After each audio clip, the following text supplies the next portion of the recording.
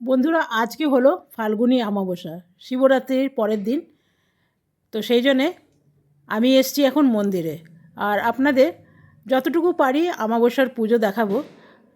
তো এখন পুজো মোটামুটি হয়ে গেছে, এখন চলছে যজ্ঞ। তো যজ্ঞর এখন আয়োজন করা হচ্ছে, আর এদিকে প্রদীপ টদীপ জ্বালানো হয়ে গেছে। এই যে দেখছেন 108টা প্রদীপ জ্বালানো হয়ে গেছে। আর এদিকে চলছে খিচুড়ি ভোগ। তো খিচুড়ি ভোগের কি হয়েছে দেখুন, গ্যাস শেষ হয়ে গেছে। চলুন আপনাকে দেখাই। এই যে দেখুন, গ্যাসের সিলিন্ডার শেষ, আরও গ্যাসের সিলিন্ডার আনতে গেছে। আর চলুন ততক্ষণ আপনারা পুজোটা এনজয় করুন।